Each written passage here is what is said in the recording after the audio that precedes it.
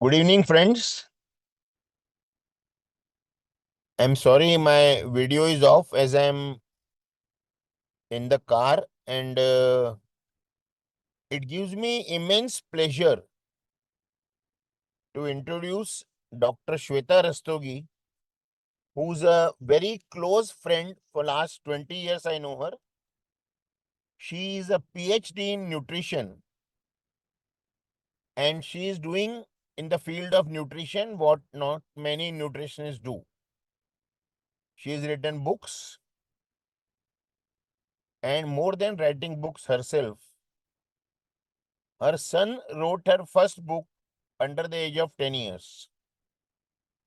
She is a clinical dietitian. She specializes in diets for chronic disease patients, especially renal failure. She is a lifestyle medicine consultant, and she is the head of nutrition and dietetics at Guru Nanak Hospital, Mumbai, Bandra East. I can see the interest in all of you by this large numbers having joined so early. So let me hand over the baton to Dr. Shweta Rastogi. Shweta, welcome, and our audience will really love your talk. And I am very sure I am going to hear a lot of shouts of once more afterwards. So please take over. Good evening, sir. Thank you so much for this kind introduction. And I have to accept this that whatever I have reached, Asrani sir has mentored me like anything, and I owe a lot to him. And I'm so happy to be here on his platform today delivering a talk. Thank you so much, sir, for giving me this opportunity. Thank you. Thank you. So now I will be talking about the much awaited topic, that is diet for weight management. I'll just share the screen with you all. Yeah. So today, the topic for the day is diet for weight gain and diet for weight loss. So I've clubbed it as diet for weight management. Now let's see what are we going to learn today. So first is we will understand few basics, or rather I should say that we will revisit nutrition principles. We'll talk about a little in brief about important nutrients. Why do we gain weight? A simple mathematics about gaining weight and how do we lose weight. Facts about cereals, because you will see cereal is one of the most important part in all the weight loss and weight gain diets.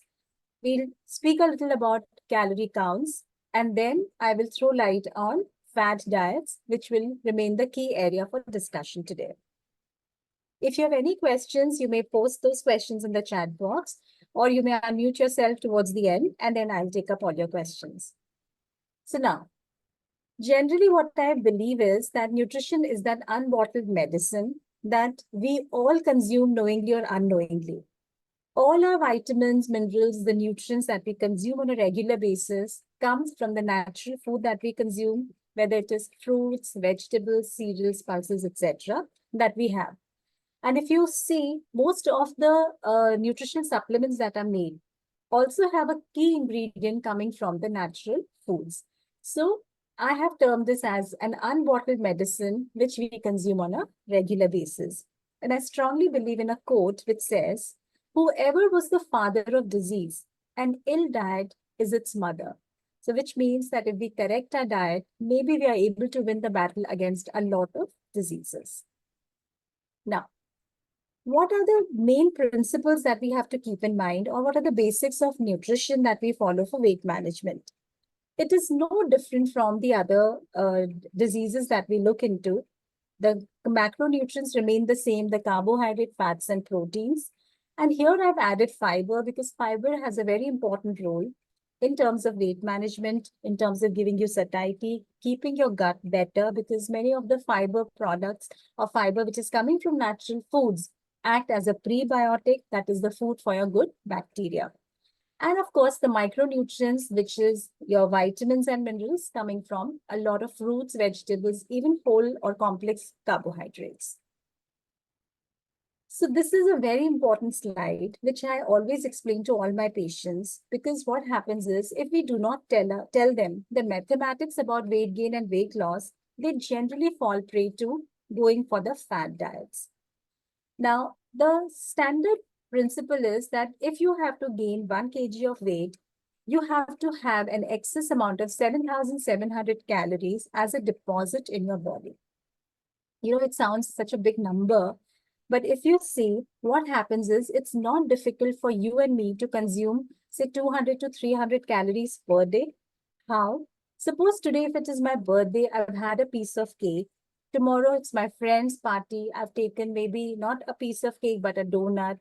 Or third day, I've just taken a chapati extra along with a bowl of dal or rice.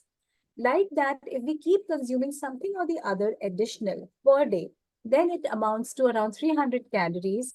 I've taken this only for the convenience. It could be 250, it could be 400 calories also.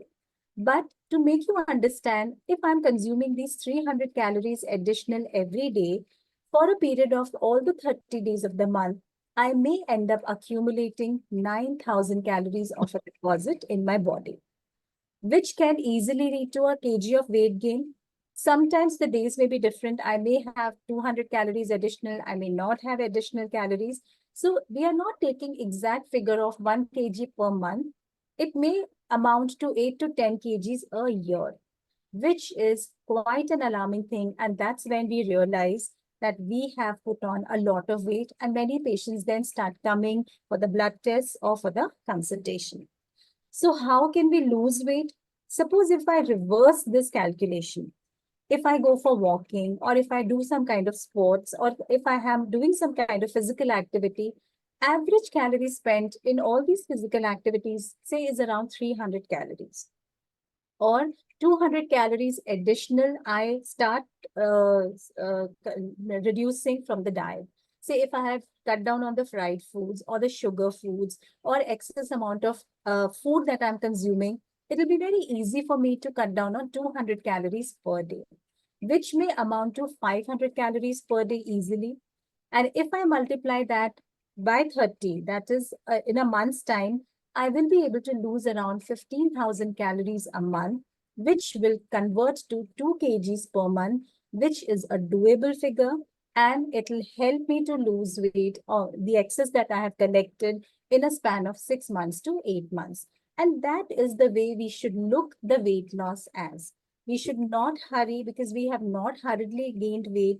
Weight gain is a slow process. Similarly, weight loss should be a slow process, but in a healthy manner. This is a picture which I wanted to show you because whenever we talk about cereals, the first thing that comes to our mind is the breakfast cereals, which has never been a part of our diet. We have always been eating millets or cereals or wheat or different types of combinations of cereals. This is a trend which has come from West. And if you see, you will find many patients consuming breakfast cereals in the name of wheat flakes, corn flakes, muesli, or a combination of these cereals, thinking that there is no oil, they are dry, they are light, and I'll be able to lose weight faster. But in the bargain, what happens when you consume these cereals? You are taking hidden sugars. Most of the cereals have sugars, especially the processed ones. Second thing is they are processed, and some of them may be highly processed because they are ready to eat cereals. A ready to eat cereal cannot be something which is having a lot of fiber. Even if they fortify this with fiber, the fiber quantity would be less. And that's the reason why the glycemic index or the sugar making ability of these cereals will be higher, and you will be able to gain weight faster, or sometimes you may crave for eating more food and you may end up eating large quantity compared to what you have been eating otherwise. So that's the reason cereals is a big question mark, and we should not be in a hurry or we should not go by those ads or the claims that these packets make. Now, so what is the principle of weight gain, weight loss, or if I have to maintain weight? If I'm consuming certain amount of calories, I should be spending the same amount so that I am in equilibrium, and this is how I will be able to balance my weight or maintain weight. But if I have to lose weight, I will have to spend more calories and consume lesser calories. and I have to do the reverse for weight gain. That is, I have to consume good calories, but not, see, some patients, what they do is, in the name of gaining weight, they start eating calorie dense foods, which could be your chocolates or bakery items, fried items. They think that I'm allowed to eat everything and I will gain weight. This is one of the biggest misconceptions that these patients follow. And instead of gaining weight, they end up destroying their body, or they end up having very bad labs. And that's the reason why they are not able to gain weight, nor they are able to gain health. So we'll talk about first thing first. See, the metabolism of our body is dependent on the macronutrients. So we have to make sure there is ample amount of carbohydrates, there is fat, there is proteins, which is the pillar of any nutrition diet or any diet that you follow. Carbohydrate remains the first source of energy because brain does not recognize any other form of sugars except glucose. Similarly, our vital cells also need energy from carbohydrates. If I cut down carbohydrates, then I'm depriving my key cells in the body of the source of energy or the fuel. Second source of energy is the fats. Whenever there is less carbohydrates, body will utilize fats, or if there is excess amount of physical activity or excess activity that you've been doing, the body will utilize fats as a second source of energy.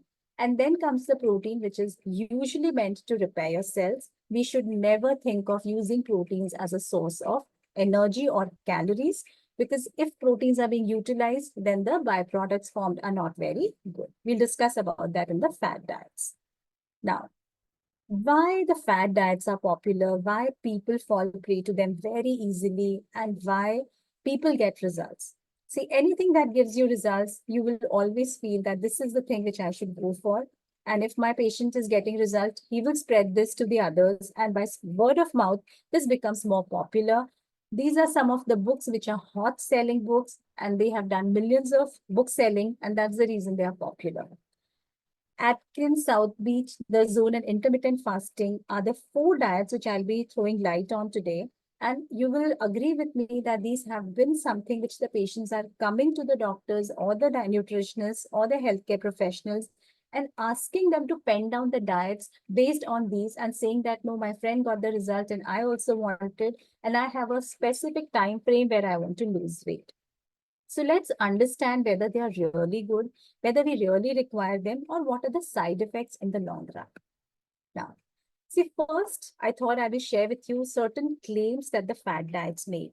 Or if I have to define a fad diet, it means a diet which has not been studied thoroughly, which is cropping up either from a region or which is cropping up due to a popular eating pattern, or which is something which has given some short-term results, and it has never been prescribed or never been mentioned by any health agency. For example, the diet principles are always guided by either the WHO for the global population, or it could be country specific, say American Heart Association, American Diet Association, if it is in US, Canadian associations in Canada, and in Indian associations in our country by Indian associations. Nowhere you will find a mention of these fad diets, which means these are the diets which are popular only by certain people, and they are being practiced without any evidence. Now, the claim that they make is that it's very easy to lose weight, and they make this weight loss business so easy that people start believing that, oh, today if I've gained weight, I can lose it easily. And then they go into that yo-yo syndrome, gaining weight, losing weight, gaining weight, which may hamper their health in the long run. But the fact is, most of the fad diets are very complicated. They actually require a lot of calculations, which we don't expect a common man, or even say for that matter, any healthcare professional sitting and doing it for the patients, because food is not meant to be calculated with each and every bite that you're consuming. It is something which has to be practical, which patients can easily consume. Second claim that they make is that you can lose weight by eating a specific type of ratio of carbohydrate, proteins, and fats.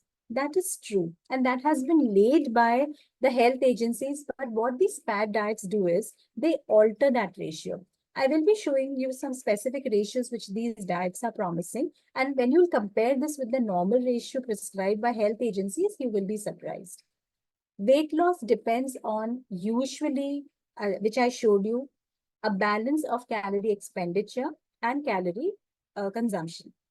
So this is the real fact which remains true even today, that you can never lose weight without doing any kind of exercise. You should never aim to lose weight by going for a very strict diet, because then your body starts craving for more. Or if you stop that strict diet, you may end up gaining more weight. These diets have also been labeled as revolutionary diets, and some of the diets have gone beyond the horizon and stated that it can reset your genetic codes. This is one of the biggest myths. You all know it very well that genes is something that we inherit.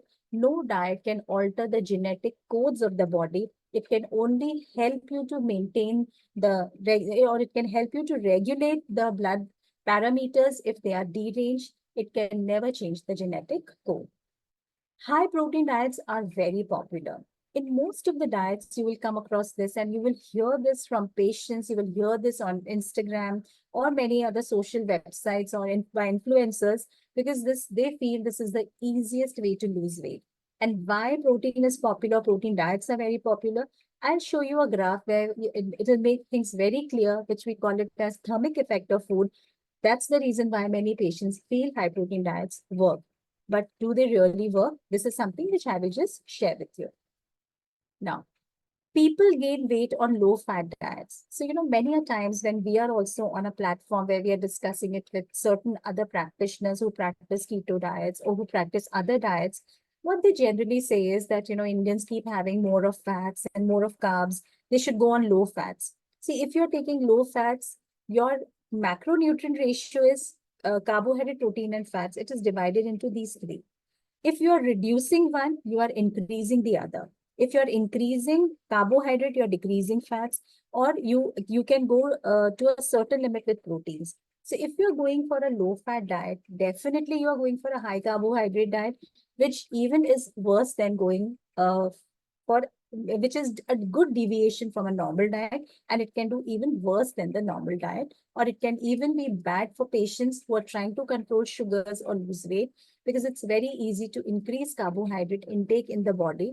If I increase my chapati or quantity of rice, I'm increasing carbohydrates, and then I am making my body work more, insulin more, and this may disturb my sugar levels. Next, again, the claim which has come is high protein diets energize the brain. So we have already discussed brain recognizes glucose as the source of energy, not the amino acids, not the proteins. Thousands of people have been successful. See, this is the claim. Now, even if you go on Instagram and follow the influencers, what do they say? They don't talk about data. They don't produce any kind of evidence. They say thousands of people have lost weight. It has benefited many. This particular celebrity is using this diet, and look at her. She's doing so good. This is the way the diets are being promoted. And this is not the right form. As practitioners, we need to see the published data. We need to see how many people followed it, to what extent they followed it, and how much weight loss happened. Carbohydrates raise blood glucose levels, triggering insulin production and fat storage. See, this is something which I keep hearing from keto people. So I remember there was a discussion when I was in one of the programs. We had a panel discussion, and the keto consultant said Indians have a metabolic disorder for metabolizing carbohydrates. He went to that extent and stated that without any evidence, without any data. And that's what he said, that if you take more carbohydrates, your sugar levels will go up, you will gain weight, and your insulin production will get hampered. Without any information, without any data, we should not make such remarks, first thing. Second thing is, carbohydrates are of various types. You have to give carbohydrates to your patients, but complex carbs, which consist of fiber, which have more of micronutrients in them, they are something which are preferred. And India is a home to millets. And millets is one of the best forms of carbohydrates which we can prescribe to our patients. Eat protein and lose weight. Again, the same claim has come back. So now let's talk about specific types of diets. The Atkins diet. Usually what happens is Atkins is considered to be a very low carbohydrate diet. The fat is given in higher quantities and protein is given in moderation. So we know that the total has to be 100. So if the carbohydrate is less than 20, the remaining amounts has to be distributed between fat and proteins. Now, imagine if your carbohydrate intake is less than 20, which means either you can have one chapati in a day, or handful of nuts, or a bowl of dal, or maybe some amount of vegetables. That is all the form of carbohydrate that you can take. And what is the principle of carbohydrate in the diet? If you want to prevent any kind of complication, it is minimum 100 grams of carbohydrates has to be consumed by an individual on a regular basis. If you do not consume 100 grams of carbohydrates, body utilizes fats, and this is how ketosis is promoted, and that's how the weight loss begins in the body. It mainly focuses on proteins and fats we discussed. So how do you get your carbs?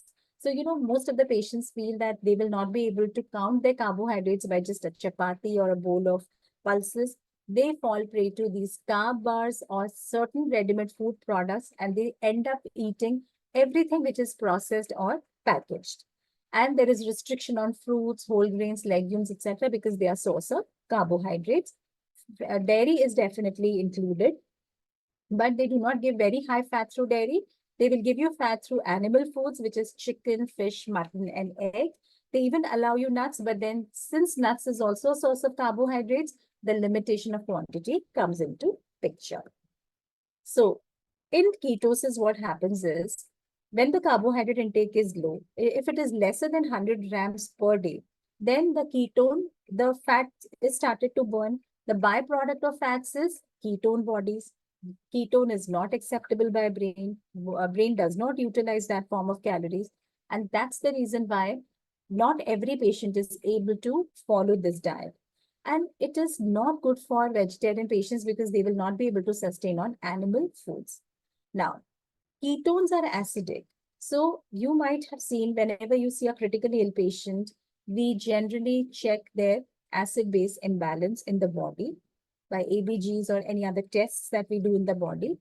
It is something which is not a normal process, and it may lead to gout, kidney stones, and bad breath. And sometimes it is so bad that once the patient comes out of it and comes back to the normal diet, the patient immediately gains weight. What are the pros of the diet? See, it will make you aware of your body, and it will make you lose weight faster. Some patients are able to lose 7 kgs in a span of 20-25 days, or 10 kgs in a month's time.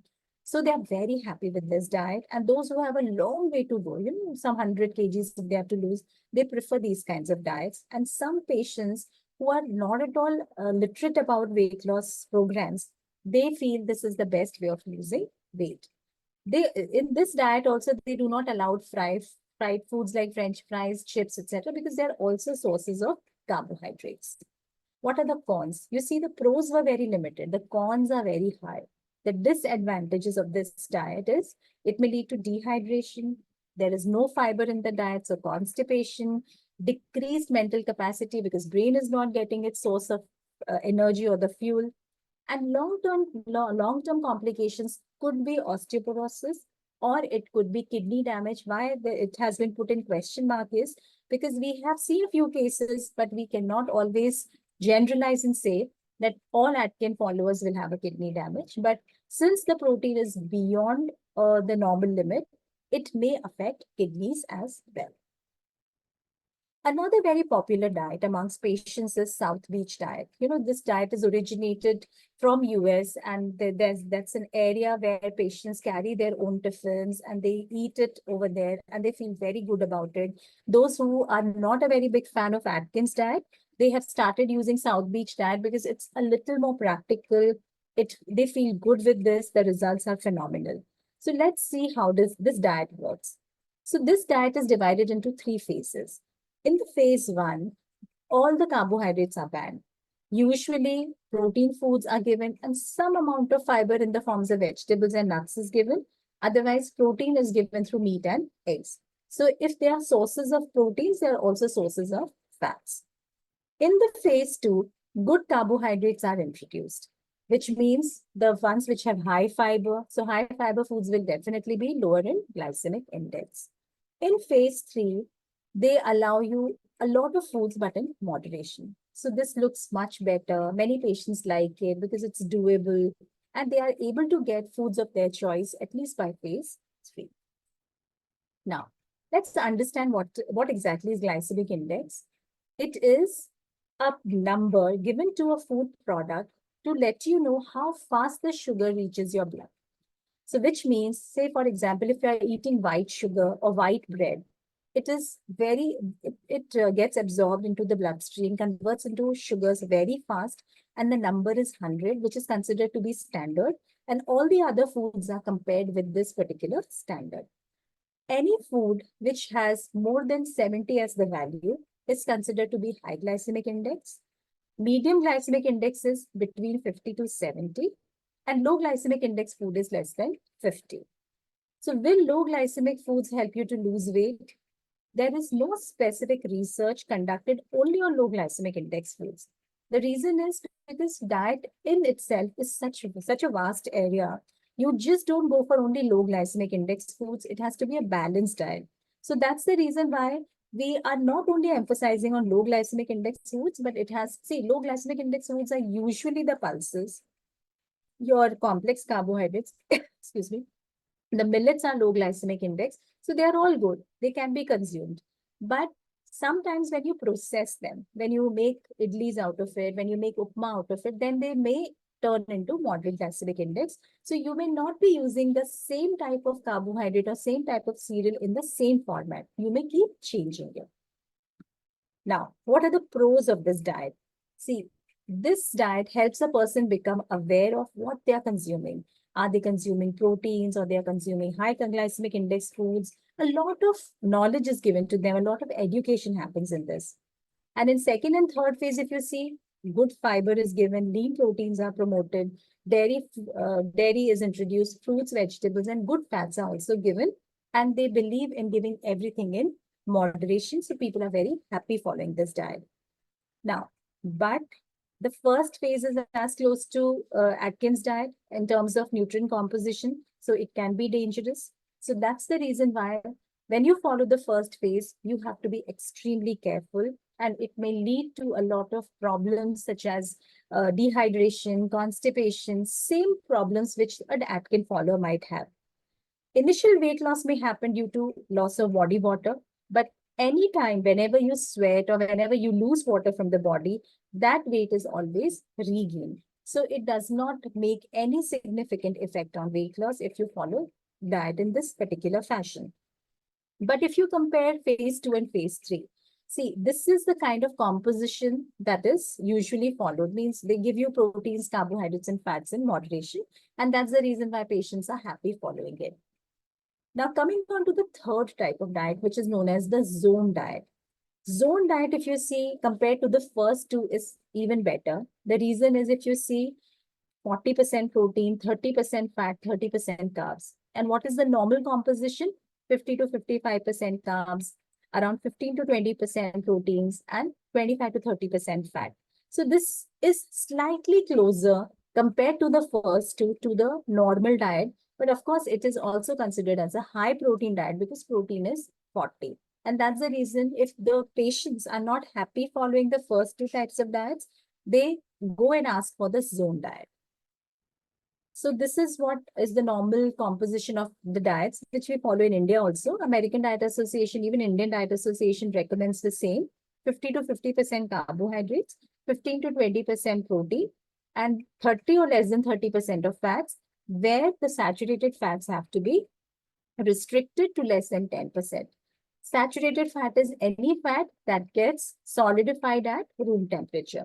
So your coconut oil or your ghee or any such fats which is becoming solid at room temperature is saturated fat. We are more worried about the saturated fat coming from the bakery products because that fat is worse compared to the other types of fats. So this kind of a diet is popular because it promotes portion control. It guides patients to have specific amount of food in terms of quantity. It also promotes reducing sugar, which is the principle followed in various other diets as well. But this is a very complex eating plan. See, you have to always calculate, you have to always keep a check on the types of carbohydrate you're using. The protein percent is high, so you have to also keep a check on the protein foods that you're consuming. Sometimes, since the protein food is higher and the protein, if it is coming from dairy products, It may lack fiber as well. And there could be monotonous types of foods being followed. So there could be decreased vitamin and mineral intake also. And that's the reason why people are not able to adhere to this diet for a longer time. So if you see most of the low carb diets, all the three were usually in the beginning are low carb. If you ask me, anything which is lesser than 40% of carbs is a low carb diet. So all three that we studied now were low carb diets. They will lead to nausea, fatigue, constipation. Sometimes it may cause low blood pressure. Uric acid may be elevated because we are consuming a lot of proteins, and protein is also coming from animal foods, which is a source of purine, and that's the reason uric acid may go up. Since uric acid is a byproduct of protein metabolism, it may affect kidneys because it is causing kidney to excrete a lot of urea or a lot of purines. Stale, foul taste in the mouth. We all know that if there is ketosis in the body, it leads to foul taste in the mouth. Pregnant women, fetal harm, and stillbirth. So none of the diets are recommended to any vulnerable group, any condition where there are physiological changes happening. So no pregnant women where there is, even if it is an advancing pregnancy or initial, or if she's planning pregnancy, are not recommended. Now, this is the most popular diet, which I'm sure many of your people must be asking you, many of your patients or many of your family members might be following, and this is intermittent fasting. I think we get one question every day on intermittent fasting from our patients and staff members as well. See, in this diet, there is a feeding window and there is a fasting window. So if you can see, this picture shows it very clearly. This is an 8-hour feeding window and 16-hour fasting window. And you will see many patients will come back to you stating that I have lost weight, I am on IF. IF is the word that they use in short. And doc, I am on IF and I'm getting phenomenal results and I'm following it. So do we really recommend this? And what does it promise? See, these are the promises that this diet makes. You know, it will enhance your brain activity. It will give you a rapid weight loss. It will, in as many a times it has been seen that it will reverse sugars. It is very good for diabetic patients, and they've seen their insulin resistance has improved, their sugar readings have improved, their heart health is better because they are eating only 2 meals a day. Usually they eat 2 meals a day and the fasting window is higher. So there's no scope of eating junk. They are not eating anything which is maybe a munching food also in between. So they are very disciplined in eating. This is the feedback what we get from patients. But now see what happens. This is not suitable for patients who get into lower blood pressure, gastritis very frequently, or hypoglycemia, or tendency of getting low sugars, whether diabetic or non-diabetic. It is a very, very difficult diet because you have to have a very strong self-control to observe 16 hours of fast. Results are not permanent. The day you leave this, from the next day itself, you will start seeing a lot of changes in body composition. It may result in headaches and dehydration also. And those who are on IF, see, I have a patient in the hospital who's admitted, and he was the one who had low sugars and he fell down and he met with an accident. And he said, Doc, I'm on IF and I will not be eating the so many meals which you're providing us to the to any patient in the hospital. So I said, you are just 26 years old and your weight is not so high. Why have to you to observe intermittent fasting? He said, because I have heard that it is going to give me a lot of benefits. First of all, if you starve your body of carbohydrates or nutrients for a longer time, remember it will have a negative impact on your neurotransmitters. That is the chemical secreted by brain.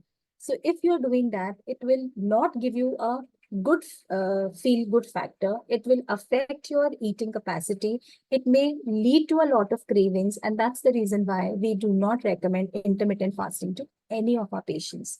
If you are going for weddings or functions, or you are having, if you're young, you are having socialization, you will always have to cut down on all social activities, which may in turn lead to some kind of depression or some kind of feeling that you're being left out.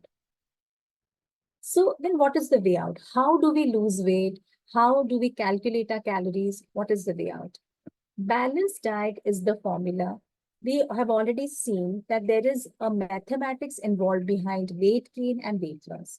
So we need to follow a balanced diet where we are consuming good amount of fruits and vegetables, fresh foods, frozen as far as possible. We should avoid whole grains, millets, beans, low-fat dairy, lean proteins in our diet. This remains the key. See, you are not only catering to weight loss, you are also responsible for giving him a balanced nutrition in terms of B12, which is becoming deficient in our people. If you see, at least 70 to 80% of the people have borderline or low B12 levels. When we evaluate their diets, we see that our requirement of B12 as per the dietary standards is only 2 microgram. If you want to reach to that 2 microgram level, you need to consume 2 glasses of milk and 2 bowls of curd in a day. This will give you the required amount of recommended amount. But what happens is people either have a glass of milk or a bowl of curd, or if they're non-vegetarians, on specific days, they may have small helping of non-veg food. And that's the reason why neither their protein intake is met, nor their B12 intake is met, and they go into deficiency. Of course, intrinsic factor do play a role, but I'm talking about the consumption, which is also very less amongst our people. This principle still holds true that we need to cut down on carbohydrates. We have to have good carbohydrates in the sense, if we are staying in India, we should promote millets because one particular cereal, if you talk about nachni or jwar or bajra or jaw, they are rich in fiber, they are rich in calcium, they are rich in iron, and they have more amount of nutrients compared to wheat alone. So nowadays, since we are getting porridges made out of millets, we are getting millet-based breakfast items. For example, your idlis can be made with breakfast millets, or your upmas can be made with millets. So why not switch over to millets as far as possible? It has not shown to cause any kind of gas trouble, indigestion. In fact, it helps you to lose weight. It helps you to even get more fiber. Vegetables and fruits remain the key. We have to eat salads. We have to have one fruit a day simply because when we eat cooked vegetables, we overcook them, we destroy a lot of vitamins.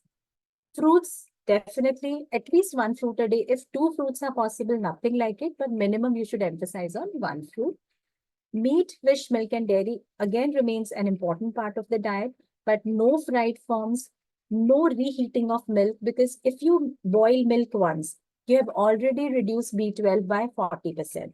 If you reheat the milk, it may go further down by 30-40%. So by the time you drink milk, only 15 to 20% of B12 will be available because it is heat labile. So try and use milk and milk products in a manner that you don't have to reheat them. Similarly goes for non-vegetarian foods. You do not have to eat the forms of foods which are processed and cooked for a longer time by simmering method or by even if you're baking for hours together, it may lead to a lot of B12 destruction. Fat, oil, sugars remain the minimum quantity, but your patients cannot go on very low fat. Your patients cannot go on zero fat. For sure, they can go on zero sugar, they can go on zero sweets, but they can never go on zero fats. The reason is because fat is the only source of providing essential fatty acids to your body, what we say omega-6 and omega-3. I agree, you will say nuts is another source, but nuts you cannot consume beyond a certain limit. So you may at the max see patients having 4-5 almonds or 2-3 walnuts or maybe a handful of nuts. But fats and oils are required for your vegetables to be cooked into for that additional taste which is there. You can always reduce the quantity of oil. You can put only 1 teaspoon per person in one meal or one dish, and then you can have 3 dishes of such kinds in a day. And sugars can be as low as zero. This is a very important slide, which we have to understand why protein diets are popular. See, what happens is when you consume fats or when you consume carbohydrates, body has to spend some calories to digest them. So the fats and lipids almost utilize 4 calories per gram to utilize or metabolize your food. But when it comes to protein foods need more than 4 calories, sometimes 4.5 as well, to utilize or metabolize the protein foods that you have consumed in the body. So which means when you take protein foods, body has to spend more calories to digest them. That's the reason why when the protein foods are being digested, the basal metabolic rate becomes higher. And many practitioners want to encash on this principle and prescribe high protein diets to their people. But remember, protein, we have seen protein digestion, it will lead to more of urea production. Purine foods would be higher, which may cause more harm than good. So coming on to our few last slides, the low carbohydrate diet is not the way, low fat diet is not the way. We have to be in between where we are giving 50 to 50%, 5% of carbs, less than 30% of fats, and remaining is your proteins, which will come to around 15%. Always remember, you cannot go on a very strict diet. Moderation is the key. If you weight loss is a very long program, it does not finish in a day or a month. Sometimes it takes months for any patient to lose weight. And that's the reason why you have to allow them things in moderation. Do not call them every week or 10 days to keep a strict check on their diets. Give them some leeway, give them a month's time to adhere to the diet, teach them and educate them so that they follow and they be on their own and they enjoy the process and they start losing weight. So what did we learn today? We have to eat a blend of cereals, pulses, vegetables, fruits, nuts, milk and milk products, non-veg and fats, which means all the food groups that we studied, we have to take foods from there and we have to consume them in moderation.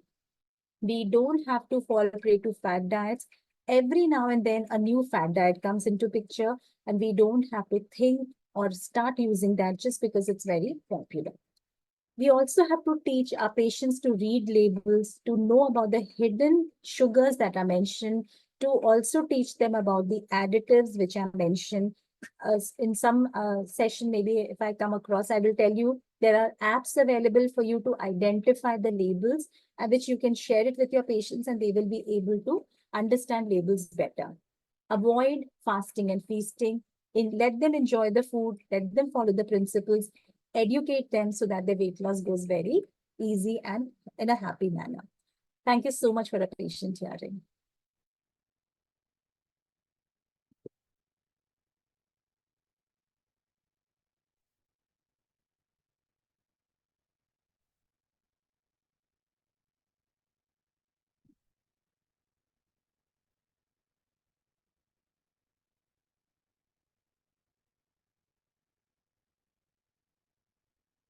Anybody who would like to ask the questions, can we open the forum for questions?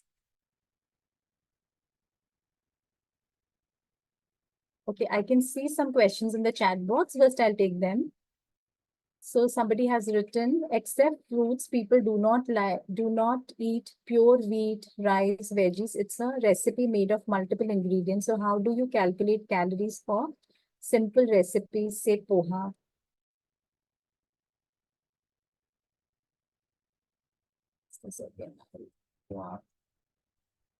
Okay, see, first of all, I don't want my patients to calculate calories. I'm very clear. I always tell them that if you start calculating calories, what will happen is you will not enjoy eating. You have to know the basic principles. See, for example, if I've allowed you to eat poha, I will also teach you portion control. So suppose if I'm giving you an X calorie plan, I would allow you, say, one bowl of poha or one quarter plate of poha and I will be teaching about the portions. So that's the most important thing that you have to tell your patients to not indulge into calculating each and everything because there are so many apps available. I know many patients, they keep writing their recipes in those apps and see how much carbohydrates they are getting, how many calories are they getting, which is not the right way. What will happen in the long run is they will calculate each and everything which they will not be, they'll be more conscious and they will not be able to enjoy. So important is to learn about portion control. Right? Any recipe for that matter will have a lot of stuff. So see, oil will have certain calories, peanuts will have, your poha will have. So for an individual, it is very difficult to get into this. So you have to understand about exchanges. Suppose if you're allowed 5 exchanges of cereals in a day, so we will allow you one chapati for lunch, one chapati for dinner, one cereal for snack in the evening time, one exchange of cereal for the breakfast, and maybe one in mid-morning or mid-evening. So this is the way we teach our patients to follow the diet, not going for each recipe calculation in particular. Then the second question is, eating raw veggies and fruits nowadays are coated with a lot of pesticides and adulterated milk. Please throw some light on it. I completely agree. This is a very common problem that people face. So what we tell them is that always buy fruits and vegetables from a place where you know the vendor. Say, for example, a vendor has been coming to your area for years together. He's not taking the vegetables or fruits from a place where maybe if he's growing, if he is getting it from a place which is more familiar to him and familiar to you. These are the vendors whom we can rely on. Sometimes what happens is many people go to the malls and buy. Remember, they are getting it in bulk, they are getting it in trucks. And they may be getting from places where there is a lot of quantity being grown, but you do not know the source. So do not keep changing your sources where you're buying your fruits and vegetables from. Try and stick to the vendor who has been providing you vegetables for years together.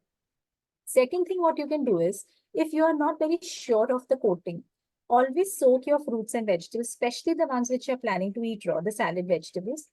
Take lukewarm water, put salt in it, and soak the vegetables for 10 minutes, even the fruits for that matter, and then wash it with your filtered water and then use it. So what happens is any microorganisms or anything that is there on the surface will be removed. Another effective way which has been studied and seen is if you make imli ka pani, tamarind water, and soak your fruits and vegetables in that for 5 to 7 minutes, it removes most of the pesticides from its surface. And that is a research paper which was published, and that we also found very easy to do. The simple reason is because tamarind is available in everybody's house. So do not soak it for long because it may get absorbed and affect the taste, but just soak it for 5 to 7 minutes and it will remove the pesticide coat from it. Coming on to adulterated milk. See, milk is definitely something which is a big question. Do not go for pouches. Pouches can be easily tampered with or adulterated, but Tetra packs are found to be safer because it is a 7-layer technology.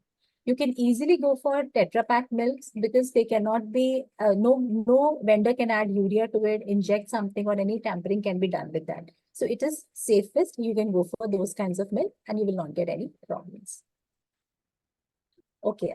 Can one just lose weight with diet without exercise? No. See, there are pillars of health. Diet is one pillar, exercise is another, behavior modification is the third one. Suppose today, if I just tell you, follow this diet, and I do not give you behavior modification, I do not give you education, why you are eating this, why it is important for you will not be able to change yourself. And our purpose is just not to make you lose weight. Our purpose is to help you make right selections, to help you change your attitude towards food, follow the healthy diet, follow a particular thing for a longer period of time. So do not think only diet will help you to lose weight. Okay, down. Just a second, I will go down. Then the next question is your views on only fruit diet for a month. So we came to know that every food group has some or the other nutrients. What do you think the fruit will consist of? Fiber, antioxidants, vitamins and minerals, some amount of carbohydrates as well. What about proteins? What about fats? So if you go only on a fruit diet, you will not get your macronutrients, that is the fats which is required for energy. You will not get enough carbohydrates which your brain requires for functioning every day. It will be limited amount of carbohydrates coming from the fruits. So only one particular food group diet is not correct. You should never do that. Neither you should promote it to your patients because you will not get the entire set of macronutrients that is needed for functioning of your body. Please mention the name of the book written by you and also mention. Okay. See, I think since you all are looking for something healthy, so you can go for Eat Right to Stay Bright. That is the book which has chapter on weight management, diabetes, cancer, TB, rice tube feeding. So it has a full-fledged chapter on weight management that may help you in case you want to buy. It is available on Amazon. Dr. Shweta, Yes, sir. I'm interrupting you. We Yes, sir. will take the list of all your books and where they are available, and we'll share with everyone on our groups. Don't worry. Okay, sir. Yeah. Okay. Thank you. Then what is the idea regarding selected calories, diet chart, consumption? Okay, see, now what happens is a person may be doing physical activity of some kind. Say, for example, I'm a sedentary person. I may spending only 1500 calories per day because I'm exercising only for half an hour. So that's the reason why when I spend X amount of calories, I look into consuming those amount of calories so that I'm able to create a balance. Suppose if I'm spending 1000 calories and I'm consuming only 800 calories, in the long run, what will happen is I will be calorie deficit. I will have calorie deficit, and this may lead to rapid weight loss. So, broad idea we give it to our patients, stating that you should be consuming this much amount of calories coming from these particular foods, so that you are able to maintain weight or lose weight or gain weight, whatever your objective is for a particular diet that you have come for consultation.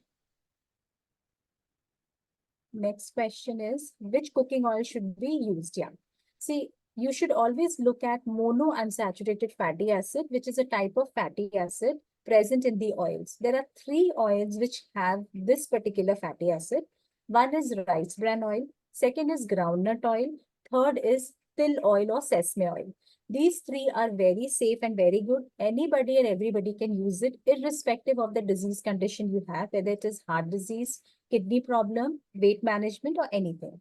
Some patients ask me, why not olive oil? See, problem with olive oil is it is very expensive. Now we are launching, next month we are doing an activity where we are launching avocado oil also. But see, what happens is these oils are very expensive. This is not meant for a common person.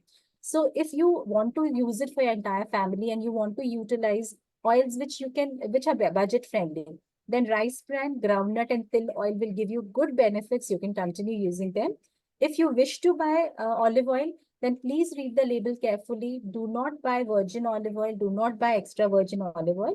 Buy the olive oil which is suitable for cooking and frying. This is the tag which is written on them. There the smoking point is high, which you can utilize for cooking. Next question is, many people take Herbalife products. A word about, see, we should not talk about a particular product when we are in a session, but I would say it's a supplement. And why should you use a supplement to lose weight? You should always correct your diet, which we discussed in detail. You should always chart out a good exercise program so that you are able to follow a normal routine. You are able to sustain this for a longer time, and you can use this as long as you want till you do not achieve your goal. So don't go for any kind of supplements. Your view on protein supplements for weight loss. Again, we saw that protein requirement for the body is only 15 to 20%, which can easily be met with the diet. See, we use protein supplements only for those patients where the protein requirement is not being met. But for weight loss, if you ask me, you don't require a protein supplement. You can increase your nut consumption, sprouts, pulses, milk and milk products, so that you are able to get your B12, calcium, besides protein as well, and you will be able to have a balance of all those nutrients. So don't go for any specific protein supplement as far as weight loss is concerned. Does diet play a role in increasing or decreasing inflammation? Yes. See, and specifically you've asked in respect to RA. RA is a problem where inflammation is higher. Try and use more of omega-3 products, that is nuts, soya, and if possible, condiments. You have dalchini, bay leaves, curry leaves. These are known as condiments. If you use them in your food, they are also anti-inflammatory in nature. Nuts are anti-inflammatory. Fruits and vegetables are anti-inflammatory. Any food that you fry, any food that you process for a longer time, then it acts as a pro-inflammatory product. Otherwise, naturally cooked foods or the foods which are not tampered with to a greater extent, they will act as anti-inflammatory in nature. Then what about weight gain? Yeah. So the purpose of telling you that balance was, in case you're looking for weight gain, you have to try and increase the consumption of calories of that particular patient. It should not come only from fat foods. It has to be carbohydrate, proteins, and fats. Carbohydrates have to be, say, in case you're giving 50% to the patient who's losing weight, here 55% is preferred. Proteins could be 15 and fats could be 30. This way, if you do the calculation, you will be able to help the patient to gain weight. Now, another important factor for weight gain, which I always ask patients, is about the history. Suppose if their parents were lean and thin, if their body type is a type where they are not able to gain a lot of fat, they may be exomorphic, where they will not gain fat. They will not be able to gain a lot of weight, but they should be able to gain stamina, strength, and they should feel fit. So diet is not always about weight. It is also about fitness. And that is what we teach them how to measure by correcting their selection, by giving them right set of foods and right plan. Then we have how to calculate calories. Why do you want to calculate calories? Eat something which you like, but do not go for oily, fried, excess amount of sweets, refined cereals, ready to eat or packaged foods. This is going to help you a lot. But still, if you want to calculate your calories, see, first of all, find out your weight. For example, your height is 165 centimeters and your weight is 60 kgs. So you fall in the category of normal weight. All those people who are normal in weight, they should multiply their weight in kgs by 30. So 60 into 30 will be 1800 calories. If your physical activity is less, if you are very sedentary, then you may subtract 200 to 300 calories depending upon how sedentary you are. But if you have to only maintain weight, then 1800 calories is something which you can consume. Suppose if you have a height of 165, but you come in the category of obese, say 70.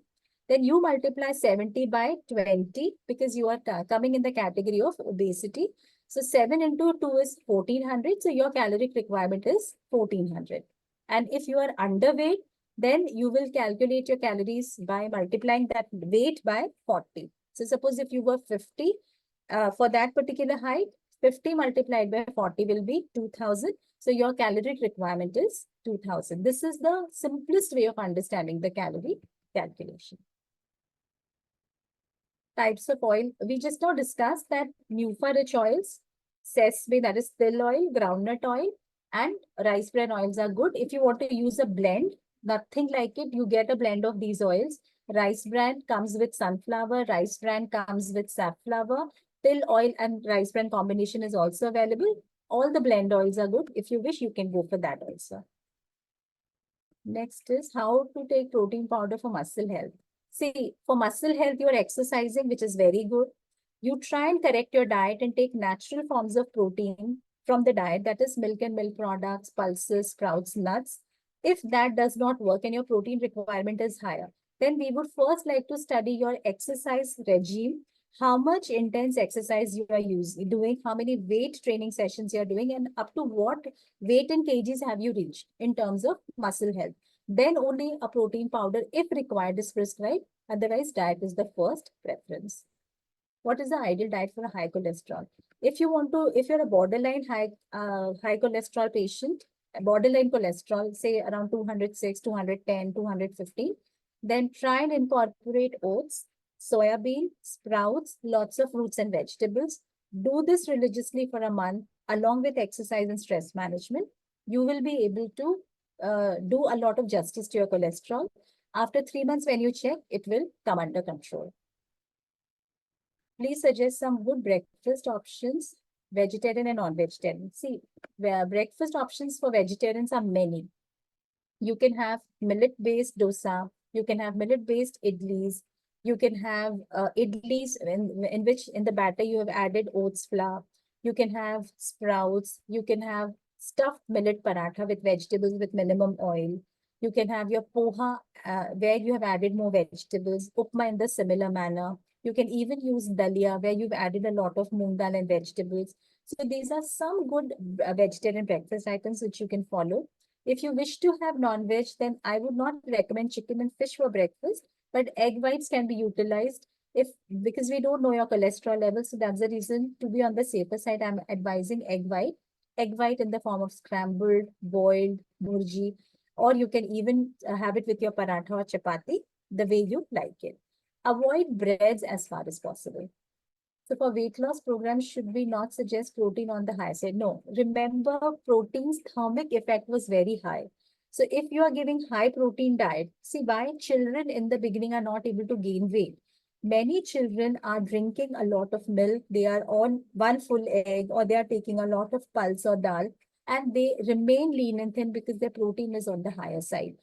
Children require more of carbohydrates because they are in the growing phase. They're in the phase where they are also building up their weight. So that's the reason whenever you give high protein diet to your patients, due to the thermic effect, due to the amount of calories being used for burning those fat protein products, the calories required will be higher and patient will lose weight. So do not give high protein diets when you are aiming for weight gain, sorry. Calorie calculation is not for patient of is for practitioners to design diet. Yeah. So you can use that. We also use 20, 30, 40 plan. 20 for overweight or obese, 30 for normal, 40 for underweight. We multiply this by ideal body weight. We get the calories and then we break that with the help of the macronutrient percentages. And this is how we design the plan. Should we avoid taking heavy dinner? See, heavy dinner means anything that is fried, dinner which is taken very late at night and where you do not have time gap between your sleep and dinner. Try and maintain at least a 2 hour gap. That is something which is more advisable. So when you avoid fried foods, when you avoid excess amount of carbohydrates, your dinner is usually light. How do I can get weight, gain weight? One of my patient, female, age 23, is 35. So, ma'am, just do one thing. Sorry, Mr. Ashok. So just do one thing, sir. First, take the history of the patient, family history, parents. If the patient has siblings, also take sibling history. If she's lost weight due to any reasons, just take all that. Then take a diet recall. If you feel that the diet for her weight, for her height and weight you take out, then you calculate the BMI. If it is low, then try and increase the carbohydrate, protein, and fats in the macronutrient range that we discussed, and then give her a plan to follow for a month. Then call her after a month's time to see if the weight gain percentage, what has happened. Okay, how much protein we have to suggest? Between 15 to 20% of the total calories. So if your patient is requiring, say, suppose if the exercise is very rigorous, then 20%. If the patient is normal, no exercise, then 15%. General tips for gaining weight for a female in menopausal age. No, see, menopausal women generally gain weight very fast because when they do not have the protection of estrogen hormone, their fat percentage increases very fast. And within the first 3 years of menopause, we have seen women gaining as high as 5 to 6 kgs of weight. So I'm sure your patient, if she's attained menopause, she will gain fat percentage higher. So tell her to keep a check on what she's consuming, check her caloric intake, and see her carbohydrate and protein intake. So if the carbohydrate is less, try and bring it to 55%. Proteins between 15 to 20%, say around 16, 17% should be fine. And remaining could come from fats. This will help her to maintain her weight and she will gain weight. Dikshit diet. So Dikshit diet was nothing but intermittent fasting, which we discussed. So I've already spoken pros and cons about that diet. So I don't recommend that to any of my patients. Eating curds in every meal helps. See, always remember India has followed Ayurvedic culture where buttermilk was a part of its diet. Buttermilk is nothing but a milk product or coming out of curds. Curd has always been healthy. One reason is it gives you proteins. Second reason is it has probiotic effect on the system, which is also very helpful. And third thing is when you take curds, you will reduce your carbohydrate intake in the meal, maybe half a chapati or one chapati, and that will help you to maintain your weight as well. So you should always take curds with both your meals. If you feel there is a problem of sore throat, remove it from the fridge, bring it to room temperature, and this is how you can consume it. Different types of oils used for cooking. See, 3 oils I'm emphasizing on: rice bran, sesame or till oil, and groundnut oil.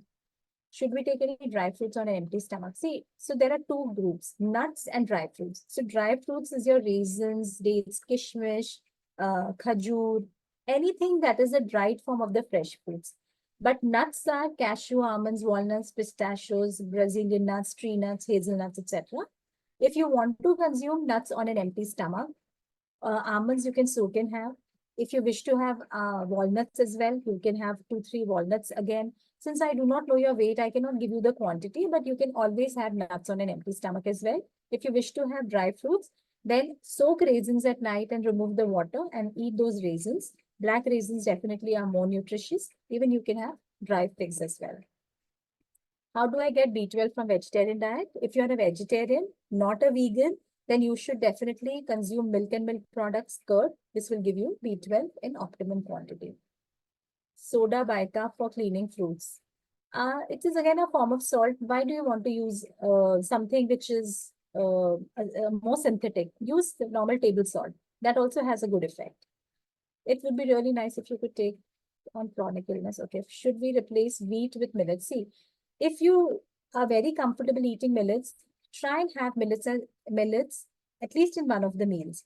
Suppose if you want to have wheat and millets together, I will give you a proportion. You take 4 kgs of wheat, 2 kgs of jowar, and 2 kgs of oats. Mix it together. This is ideal for making chapati soft, reducing your cholesterol, good for weight management, good to give you good satiety. This is very, very good from the time, from the temperature point of view, in the sense there is a different temperature of cooking for each millet. But if you use this combination, your chapati will remain soft. So use that. If you don't want to give up on white rice, we are fine. You use your white rice. Remember, brown rice, the glycemic index is higher than white rice. So go for basmati if you like. Basmati rice has lower glycemic index, and you can always mix your rice with more of dal and vegetables. This will give you more satiety and not excess amount of carbohydrates. How about brown bread, quinoa, couscous, whole grain, pasta, etc.? See, remember, we're not very sure about whole grain pastas and whole grain wheat noodles. I've written to the companies. They have still not given me a very clear-cut answer stating that it is 100% wheat with not hiding anything in terms of the all-purpose flour or maida. So I'm awaiting their reply. So till then, what I tell my patients is keep pastas and noodles as an occasional thing. Even if you want to use the whole wheat ones, try and put more vegetables in it so that you are always playing safe. Quinoa is not very palatable. It has the taste, it has a very dull taste. It is even blander than your oats. So if you want to use quinoa, you can use quinoa flour, you can use mix quinoa with rice and have your preparations done. Quinoa is a very good cereal, provided it does not give you any kind of ill taste. If you're okay with the taste, you can go for it. Couscous again is not a very popular cereal in India. It comes from other parts of Asia. But if you wish to have, you can have couscous upma. You can also mix couscous with your porridges and have, or prepare couscous porridge and have. It is very nutritious. You can definitely consume it. Getting very tired in dieting, what to do for muscle and general health. You might not be exercising. You might not be taking enough fluids. You also have to make sure that you are eating on time. Try this and see if this helps. Lunch plate and dinner plate, give some examples. See, your lunch and dinner have to be on the same lines where you have chapati or rice as your staple, dal, vegetable, curd, and a quarter plate of salad. So suppose if you're having 2 chapatis, I would be very happy if you cut down on half a chapati, but include a quarter plate of salad. Begin with a quarter plate of salad, then you have your chapati, then you have little rice, dal, and don't forget to take a bowl of curd along. Same thing can be replicated for dinner as well. If you do not want to have the entire meal, then you can have pulao or khichdi with vegetables and a bowl of curd, which is simple and easy, and this will be helpful for you to get nutrients as well. Sunflower oil is not a very good option. The simple reason is it has lots of double bonds. When you use it for cooking, it opens up, hydrogen sits on those double bonds and it becomes hydrogenated, which is very bad for health. So avoid sunflower oil as far as possible. Mustard oil is also not very good. The reason is it has a component called uric acid, which is around 50%, and that reduces good cholesterol. So I'm not very happy people using this. The reason is because we already have lower, our good cholesterol in lower values, and we cannot afford to lower it further. The next question is, just a second. Yeah. Oil rotations, omega-6. See, all the oils will have omega-6, all the oils. Omega-3 rich oils are very limited. If you wish to have anything related to omega-3, include soya, include nuts and oilseeds. That will help you to get your omega-3. So instead of going for an omega-3 oil, which is no, actually, if you ask me in the present scenario, it's only canola. And canola, I'm not recommending it to people because it has, but in one of the research papers, it has not been mentioned very good things about that oil. So avoid canola, but use these three oils which I mentioned. You may get omega-3 from soya and nuts. Cold pressed oils, definitely cold pressed oils are better because there the nutrient loss is minimum. No heat is generated while refining the oils. PCOD epidemic, yeah. See, PCOD is rampantly increasing. One reason is increased amount of consumption of refined foods, outside food, thanks to the delivery chains who are delivering all the processed foods very easily to our youngsters, and they're falling prey to it. Another thing is there is no sports activity and no exercise amongst the young girls. So that's the reason why they are getting this problem. So you have to counsel them to eat home cooked food, to eat millets, to eat healthy food items with nuts, fruits, and vegetables. Also include oil seeds in their diet, the flax seeds, chia seeds, sunflower seeds, pumpkin seeds. That is also very helpful in getting nutrients. And tell them not to have packaged foods, foods with preservatives or colors, because they will have additives, which is really bad. And then they will improve. See, we have seen a lot of young girls improving on PCOD if they follow the diet properly. Persistent muscle pain, whole body. So should we add? No, see, this symptom can be related to bad posture. This could be related to B12 deficiency. This could be related to lack of exercise. It could also be related to indigestion. So first we need to know the reason why you're getting muscle pain, and then only the diet can be corrected. So addition of protein powder is not the solution. Weight gain and hypothyroidism. See, weight gain happens in hypothyroidism. The reason is because TSH is high. The moment your physician prescribes you the tablet for controlling hypothyroidism, you start having your weight in the normal range, whatever weight you have gained. So don't think that hypothyroidism will lead to a permanent weight gain. Once your tablet is started, the external hormone is started, it regulates the working of your hormone. But what you have to do is you have to do stress management. You have to correct your vitamin D levels. You also have to eat well. You have to also eat healthy foods and then follow everything properly. Then only your weight loss will happen. Dals and sprouts are protein sources or carbohydrate sources. Should we always eat dal and rice to meet our protein? See, dals and sprouts are primarily the sources of proteins, but since they also contain carbohydrates, so we cannot say that they are zero carbohydrates. So they also have some amount of carbohydrates. Now, if you eat dals and rice together, definitely you are improving the protein quality because there is something called a limiting amino acid in rice and a limiting amino acid in dal, which when mixed together, they complement it and complete the protein. But if you ask me if you can eat sprouts, then you are increasing your nutrients of pulses to many folds by sprouting them. And by eating even a small quantity of pulse, you're getting more nutrients.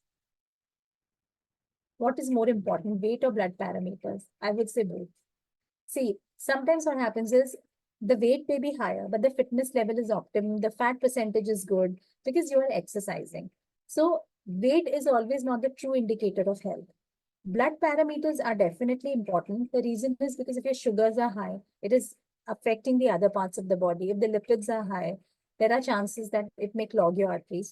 So blood parameters are important, but if you have only excess amount of fat in the body, that is also equally important to be tackled with. Mustard oil, I would say, try and avoid and try and take rice bran, groundnut or till oil. Diet for endomorph people so that they lose weight.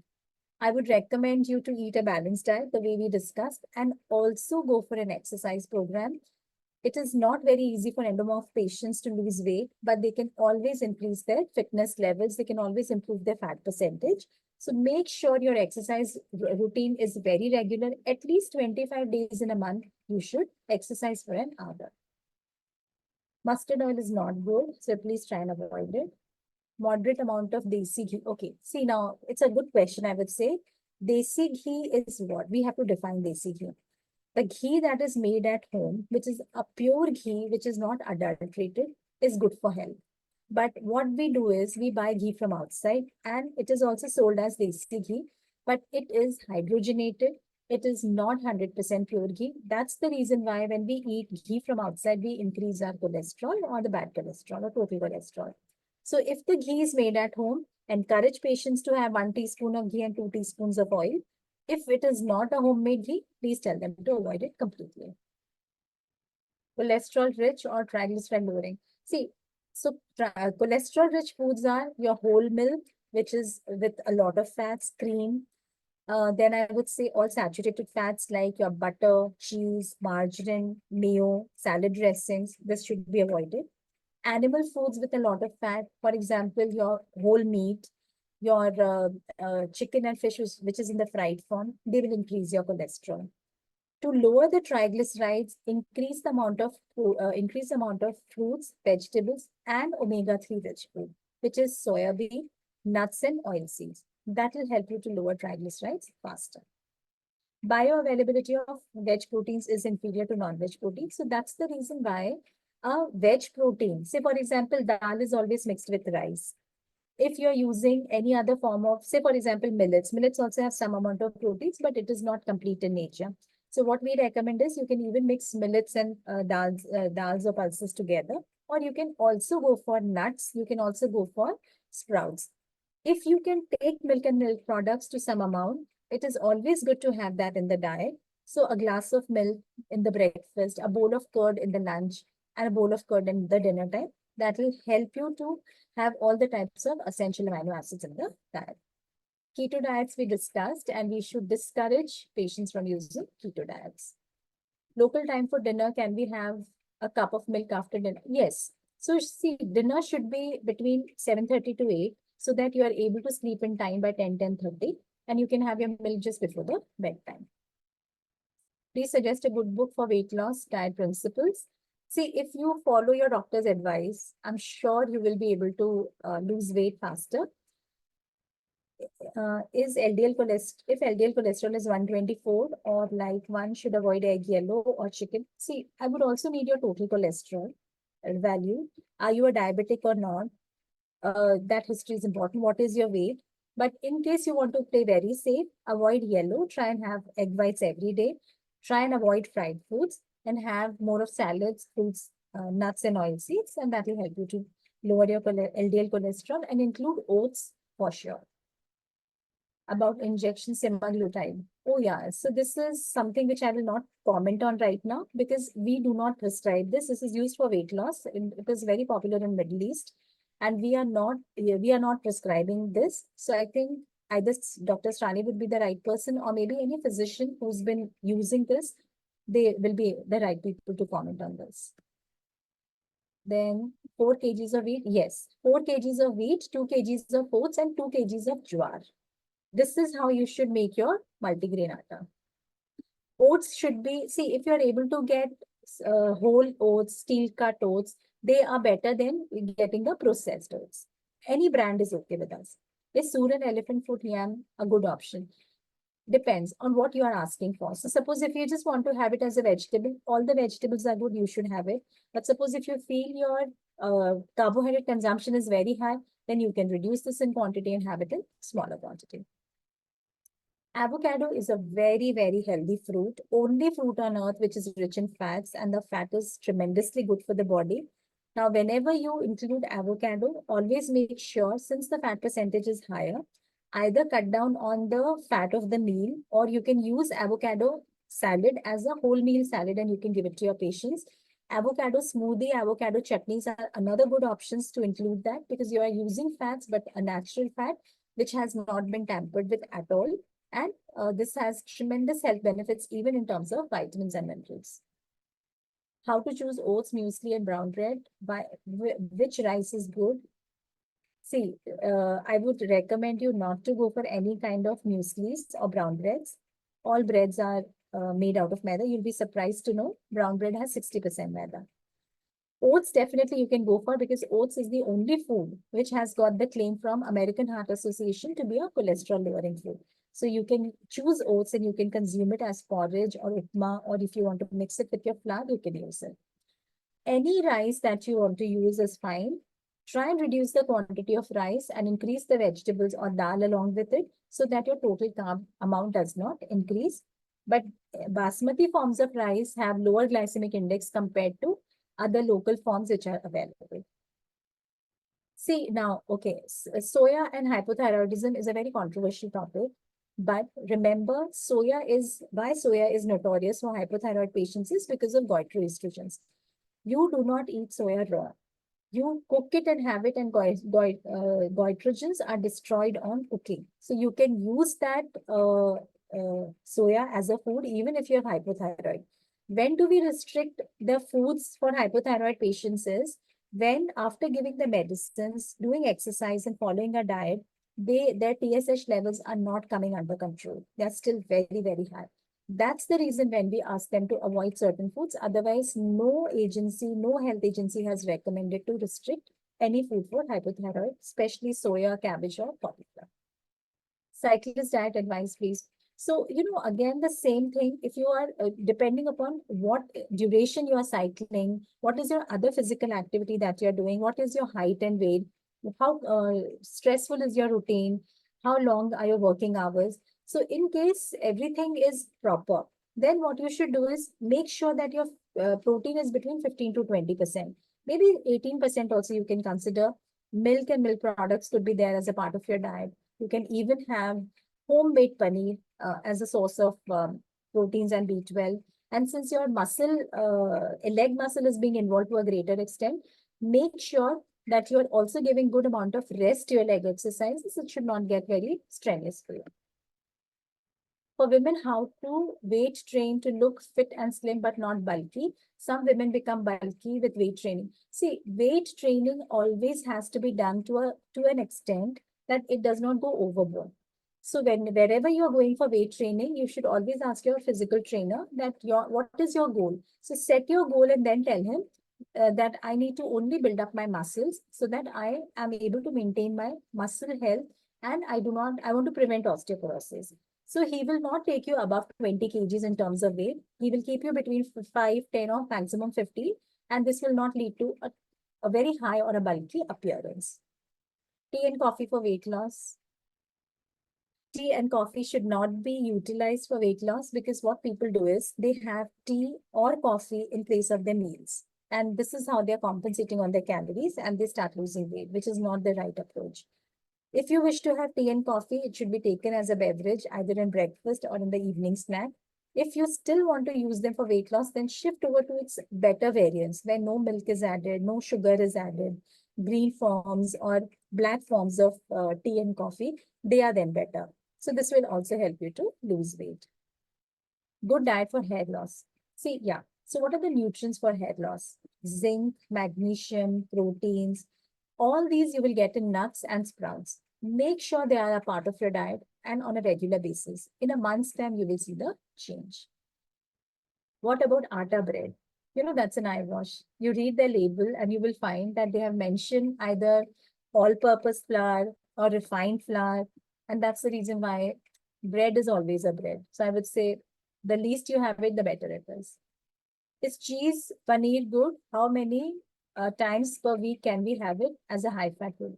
See, paneer, if you make it at home, you can always select a toned milk, then you cuddle it at home and you use it. You can eat it every day. The reason is because you have controlled the amount of fats. Cheese, you can get low fat, but cheese is always high in sodium. Cheese, the fat is saturated. So I would advise patients to choose paneer over cheese, and that also homemade so that you are able to get your nutrients.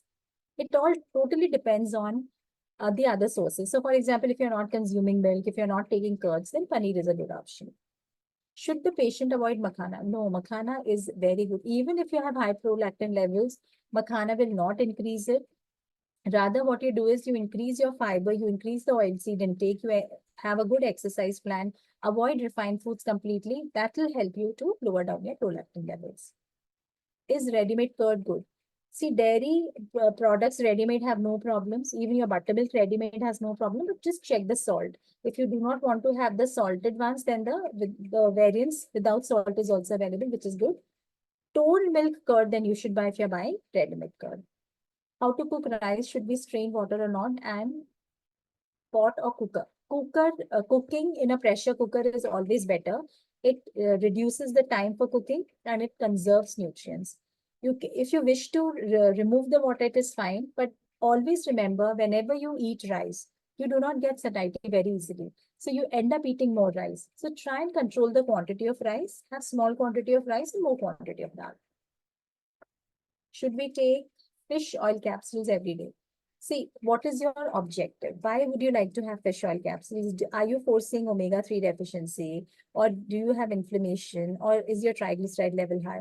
So we need to know the reason why you would like to have fish oil. Instead of fish oil, why don't you incorporate nuts, soya, condiments in your diet so that you get good nutrients? Beetroot and radish, not good for, no. Beetroot and radish can be taken by hypothyroid patients. It does not cause any problems. Vegetarian sources of B12. See, milk and milk products are the, animal foods are the only sources of B12. If you are a vegetarian, then milk products like homemade paneer, curd, buttermilk can be taken on a regular basis. Cold pressed oil definitely is better. Between ghee, cold pressed oil, and refined oil, if it is a homemade ghee, then you can use homemade ghee and cold pressed oil in combination. Can we use sugar-free tablets? No.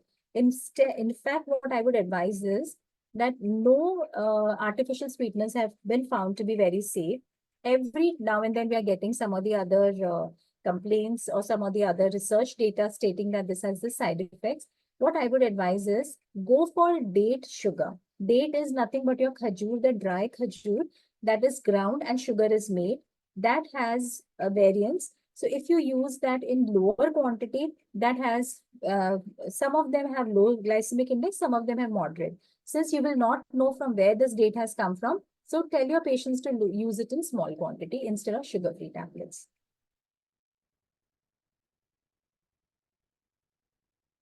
Okay, is stevia safe? See, any artificial sweetener, I would say, please try and avoid. Even now, we are getting complaints about stevia. Which oils can be used? Groundnut oil, till oil, and rice bran oil. Which tawa should be used, iron or millet for making chapati? See, now we are shifting back to earthen, mitti ka tawa, mitti ke bartan, because all your coated tawas have been found, have not been claimed to be very safe.